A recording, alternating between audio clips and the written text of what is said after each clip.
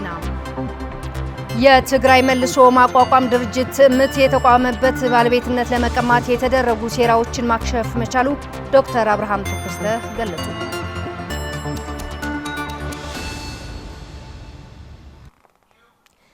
ጄኖሳይዳዊ አገዛዝ የትግራይ ህዝብ ለማጥፋት የጀመረውን የጄኖሳይድ ዘመቻ በመቀጠል የትምህርት መሰረተ ልማት በማውደም የትግራይ ህዝብ የማጥፋት አረመኔያዊ ተግባሩ መቀጠሉ የትግራይ ትምህርት ቢሮ አሳወቀ።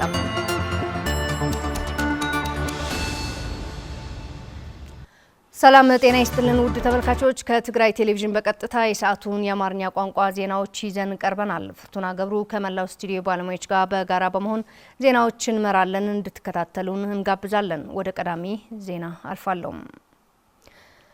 የትግራይ የመልሶ ማቋቋም ድርጅት ትዕምት በጄኖሳይዳዊ ጦርነት ወቅት የተቋማት ባለቤትነት ለመቀማት የተደረጉ ሴራዎችን ማክሸፍ መቻሉ የትዕምት ባላደራ የቦርድ ሰብሳቢ ዶክተር አብርሃም ተከስተ ገለጹ። የትግራይ ህዝብ በጄኖሳይዳዊ ጦርነት ላይ ባካሄደው ትግል የትዕምት ተቋማት ሙሉ በሙሉ ከመውደም እንዳተረፋቸውና ተቋማዊ ባለቤትነታቸው ተጠብቆ እንዲቀጥል ማድረጉ ገልጿል። ይህ የተገለጸው የትዕምት ቦርድ እያካሄደው ባለው 18ኛ መደበኛ ጉባኤ ላይ ነው። ታደሰ ልጅ አለም አዘጋጅቶታል።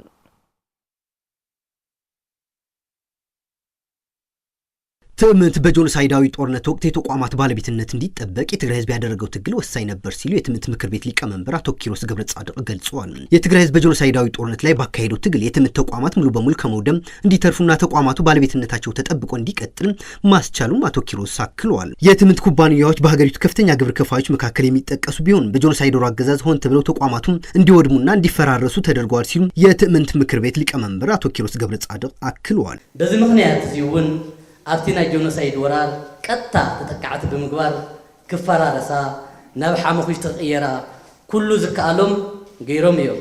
የትዕምት ተቋማት የትግራይ ህዝብ ሀብት ሆነው በኢኮኖሚ በልማትና እድገት ትልቅ አስተዋጽኦ እንዲኖራቸው በልዩ ሁኔታ ተወስኖ የተቋቋሙ ህዝባዊ ተቋማት ናቸው። በአገሪቱ ቀዳሚ የግብር ከፋይ ሆነው እያሉ ፖለቲካው ጥቃት ላይ ገብተው በተቋማቱ ላይ ውድመትና ዘረፋ ተፈጽሞባቸዋል። በጄኖሳይዳዊ ወረራም ተቋማቱ ቀጥታ ተጠቂ እንዲሆኑና እንዲፈራረሱ ተደርገዋል። የሚቻላቸውም ሁሉ አድርገዋል። የቀሩ ተቋማትም ተነቅለው እንዲወሰዱ ተደርገዋል። የትዕምት ምክር ቤትም ጥሩ የሚባሉ ድጋፍና ክትትል ሲያደርግ መጥቷል። ይህም ተጠናክሮ መቀጠል አለበት። ሁሉም ወረዳዎችና ከተሞችም ህግና ደንብ በማስተካከል የምክር ቤት አባል እንዲሆኑ በተቀመጠ አቅጣጫ መሰረት ተግባራዊ ሆኖ ከዛሬ ዕለት 22/12/2018 ዓ.ም ጀምሮ የትዕምት ምክር ቤት አባላት እንዲሆኑ ተወስነዋል። በ2018 ዓ.ም በሁሉም የትዕምት ኩባንያዎች ማገገሚያ ስራዎችን ለማከናወን በተደረገው ጥረት ውጤት መመዝገሙን የትዕምት ባላደራ ቦርድ ሰብሳቢ ዶክተር አብርሃም ተከስተም ገልጸዋል። የትዕምት ተቋማት ባለቤትነት እንዲረጋገጥ የነበሩ ጥረቶችን ለማክሸፍ ውጤታማ ስራዎችን መስራታቸው ዶክተር አብርሃም አክለዋል። ኣብ ናይ ትግራይን ኢትዮጵያን ኣብያተ ፍርዲ መጋባእያታት ትዕምት ረቲዑ እቲ አንጸላልዩ ዝነበረ ሓደጋ ህልውናን ተከላዋነትን ትዕምት ፈሽሎ ኣሎ። የዛሬው ጉባኤ አዲስ የምክር ቤት አባላት የሚሳተፉበት ነው። በዚህ መሰረትም ለመጀመሪያ ጊዜ የምክር ቤት አባላት ሆናችሁ 18ኛ መደበኛ ጉባኤ እየተሳተፋችሁ ያላችሁት የ43 ወረዳዎች ተወካዮች እንኳን ደህና መጣችሁ። መልካም የሥራ ዘመን እንዲሆንም እመኛለሁ። በትዕምት ላይ የተጋረጠው አደጋ የህልውና አደጋ አክሽፈናል። በ2018 ዓ.ም በሁሉም የትዕምት ኩባንያዎች የተከናወኑ የማገገሚያ ስራዎች ውጤታማ ነበሩ። የትዕምት ኩባንያዎች በ2018 ዓ.ም ያስመዘገቡት የሽያጭና ገቢ መጠን ከቀድሞ ዓመት ጋር ሲነጻጸር ቀንሷል። የትዕምት ተቋማት ቀጣይነት ለማረጋገጥ በ2019 ዓ.ም ልዩ ትኩረት ተሰጥቶ እየተሰራ ነው። ኣብ ልምዓት ትግራይ ገዚፍ ተራና ተጻወተ ዝመጸን ለሙውን ኣብ ሕወት ትግራይ እጃም ዝጻወት ዘሎ ትካል ህዝቢ ትግራይ እዩ። ይኹን ዳእምበር ገሊኡ ኾነ ኢሉ ገሊኡ ድማ ብዘይፍላጥ ኣብ ልዕሊ ትዕምት ጸለመን መጥቃዕትን ክፍጽም ይረአ። እዚ አባላት ቤት ምክርን መላእ ህዝብናን ተሐጋግዙ ደው ከብሎ ይግባ። ዶክተር አብርሃም ተከስታ ያይዘው በ2018 ዓመተ ምህረት በሁሉም የትዕምት ኩባንያዎች የተሻለ ስራ ተሰርቷል ያሉ ሲሆን ትዕምት በያዘው ዓመት ከ260 ሚሊዮን ብር በላይ ወጪ በማድረግ የበጎ አድራጎት ስራዎች ማከናወናቸውም አመላክተዋል። በትዕምት ኩባንያዎች እየደረሱ ያሉ ተግዳሮቶች በአንድነት ለመመከት የትግራይ ህዝብና ሁሉም ባለድርሻ አካላት በትብብር እንዲሰሩ የትዕምት ባላደራ ቦርድ ሰብሳቢው ጥሪ አቅርበዋል።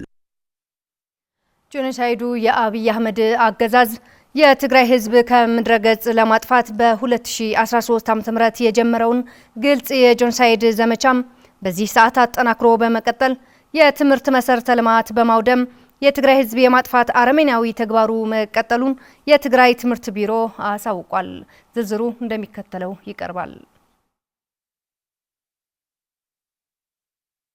ለ27 ዓመታት በኢትዮጵያ የተጠራቀመው የህዝብ ሀብትና መሰረተ ልማት ለጦርነት ለማዋል የእያንዳንዱ ኢትዮጵያዊ የሚቆጠር መዋዕለ ንዋይ ለጦር መሳሪያ መግዣ እንዲሁም ለህዝብ የልማትና መልካም አስተዳደር ለማንገስ የተዘረጉ የሚዲያና ኮሙኒኬሽን አውታሮች ጥላቻንና በህዝቦች መካከል ጥርጣሬዎችን ለመስበክ በመጠቀም በትግራይ ህዝብ ላይ ያካሄደው ጄኖሳይድ የትግራይ ህዝብ ከሰው ህሊና ለማፋቅ የትግራይ ታሪክን ለመደምሰስና ትግራይን ከካርታ ለማጥፋት ያለመ እንደሆነ የአገሪቷ ቁንጮ ባለስልጣናት ሲናገሩ መደመጣቸው ይታወሳል። እነዚህ ሰዎችና እነዚህን ሰዎች የመሰሉ ሰዎች እንዳይደገሙ ማድረግ ነው። እነሱ የመጨረሻ ሆነው እንዲቀሩ ነው። ከዚህ በኋላ እነሱን የመሰለ ሰው እንዳይፈጠር መደረግ አለበት። በምንም መልኩ እንደምታውቁት ሰይጣን ከወደቀ በኋላ ሰይጣን የሚመስል ሌላ አልተፈጠረም። ከሰይጣን የመጨረሻው ሆኖ ነው የቀረው። እነሱም የመጨረሻው ሆኖ መቅረት አለባቸው። ከዚህ በኋላ መደገም ይሄን ሊደግም የሚችል እንዲህ አይነት አረም ሊያፈራ የሚችል ምንም አይነት መሬት መፈጠር የለበትም እዚች ሀገር። የትግራይ ህዝብ ባካሄደው የ8 ወራት መኸተም ከአብዛኛው የትግራይ አካባቢዎች ተቀጥቅጦና ተዋርዶ የወጣው ጄኖሳይዳዊ አገዛዙም ትግራይን 360 ዲግሪ ዘግቶ ለማጥፋት ከአረመኔያዊ ግብረ አበሮቹ የቢያፍራንና የታዝማኒያን ህዝቦች የማጥፋት ልምድ በመውሰድ ህዝብን በረሃብና መንግስታዊ ክልከላዎች ከማሰቃየት በተጨማሪም በትግራይ መሰረተ ልማቶች ላይ ተደጋጋሚ የአየር ድብደባዎች በመፈጸም ትምህርት ቤቶች ሲያወድም በትግራይ ላይ የተፈጸመውን የጄኖሳይድ ዘመቻ ዓላማም የትግራይ መሰረተ ልማት የኢኮኖሚና ፖለቲካዊ ማዕከልነት ለማውደም እንደ ባሻሻ ወደ ትንሽ መንደርነት ለመለወጥ እንደሆነ በትዕቢት ሲናገሩ ተደምጠዋል። ድርጅት እንደ ቲፒኤልኤፍ ተበተነ። ፖለቲካ ሴንተሩ ተበተነ። ኢኮኖሚ ሴንተሩ ተበተነ። መሰረተ ልማቱ በሙሉ ተመታ። ትግራይን ለማጥፋት የኢትዮጵያ ሁለመና አቅሞች ሲጠቀም የቆየው ጄኖሳይዳዊ አገዛዝ በአሁን ሰዓት ለብቻው ተነጥሎም የህልውና አደጋ በገጠማቸው የጥምረት ኃይሎች ዘንድ አጣብቂኝ ውስጥ ቢገባም በትግራይ ላይ የያዘውን የጄኖሳይድ እቅድ ለመጨረስ ሌት ተቀን እኩይ ተግባሩ ለማሳካት በዓለም አቀፍ ተቋማት በተገነቡ ትምህርት ቤቶች ላይ ድብደባን በመፈጸም የህዝብ መገልገያዎች ላይ ማውደሙን የትግራይ ትምህርት ቢሮ ባወጣው መግለጫ አውግዟል። የአብይ አህመድ ጄኖሳይዳዊ አገዛዝ የትግራይ ህዝብ ለማጥፋት ከወሰዳቸው እርምጃዎች አንዱም በትምህርት ስርዓቱ ላይ እየፈጸማቸው ያሉ አስነዋሪ ተግባራት የዘረዘረው የትግራይ ትምህርት ቢሮ መግለጫም የመምህራን ደሞዝ ከልክሎ የትምህርት ማህበረሰብን ከማዳከም አንስቶም የትግራይ ተማሪዎች ከሌሎች የኢትዮጵያ ተማሪዎች የተለየም የፈተና ስርዓት በመከተል ሞራላቸው እንዲጎዳ ያስተላለፈው ውሳኔን እንደ አንድ ምክንያት አስቀምጧል። በመጀመሪያው የጄኖሳይድ ዘመቻም በርካታ የትግራይ የትምህርት ማህበረሰብ ከዘርፉ እንዲበተኑ እንዲገለሉና ዶክመንታቸው እንዲጠፋ ሆን ተብሎ በትምህርት ቤቶች የተፈጸሙ ውድመቶች የጄኖሳይዱ ተግባር አንዱ አካል መሆኑ ያስታወቀው ቢሮው በዚህ ሰዓት በትምህርት ቤቶች ያነጣጠረ የአየር ድብደባዎች ደግሞ በፕሪቶሪያው ስምምነት ተከትሎ ጥገና ተደርጓቸው የነበሩ ትምህርት ቤቶች እያወደመ እንደሚገኝ አስታውቋል።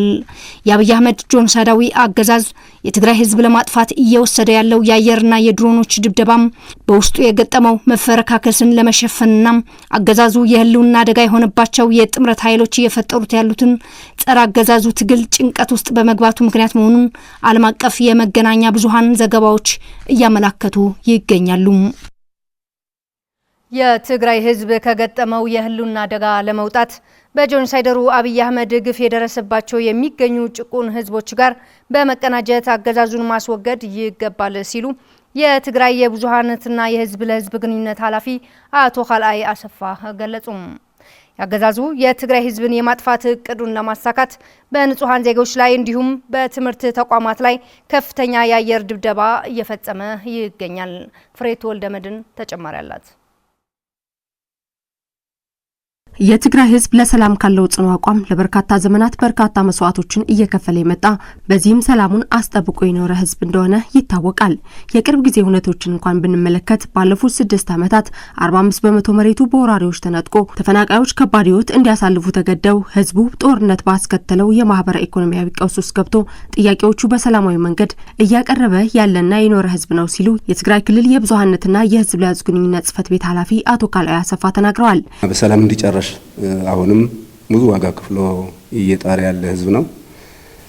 ላለፉት 6 ዓመታት በጦርነት ሂደት ላይ ነው ያለው። ግን ሰላም ከመፈለጉ አኳያ በየጊዜው ሰላም እንዲሆን ያሉ ልዩነቶች በውይይትና በምክክር እንዲፈቱ ያላሰለሰ ጥረት እያደረገ ይገኛል።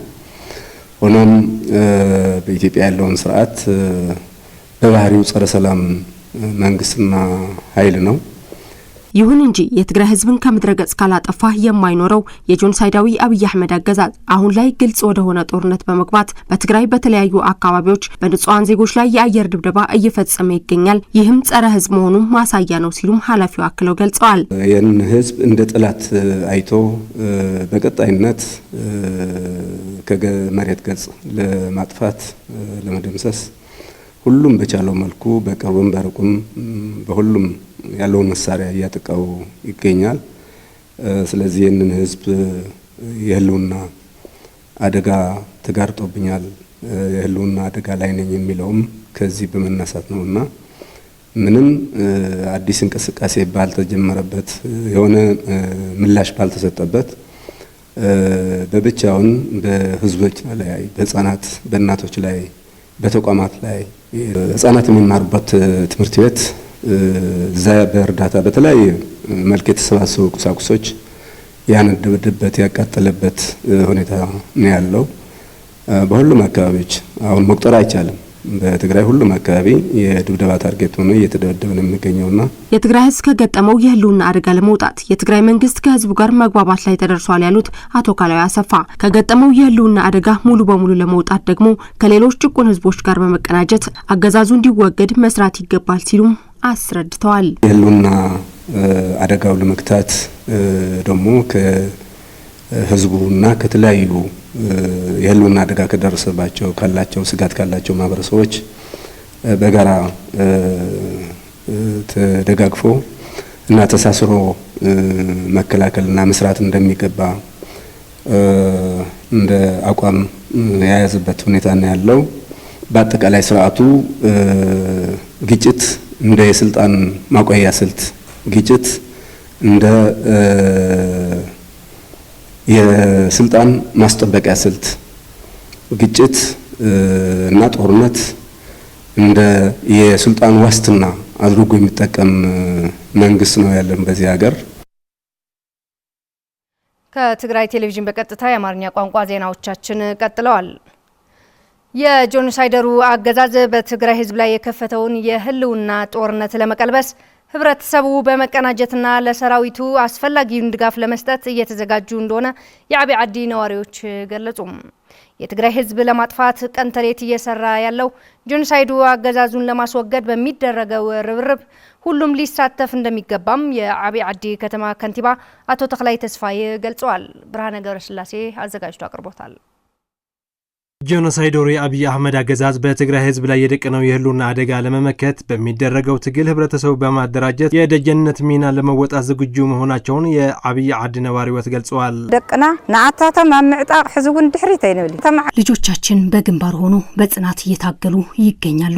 እኛም እንደ ዓብይ ዓዲ ነዋሪዎች ሰራዊታችንን በማጠናከር ከኛ የሚጠበቀንን ነገር እያደረግን እንገኛለን። አሁንም ቢሆን ህልውናችን እስከሚረጋገጥ ድረስ ደጀናዊ ስራችንን በትጋት እንወጣለን። ካሁን በፊት በነበሩ አገዛዞችም በሐውዜንና በሌሎች አካባቢዎች ድብደባዎች ተፈጽመዋል። ነገር ግን ቀስማችን አልተሰበረም፣ አልተንበረከክንም።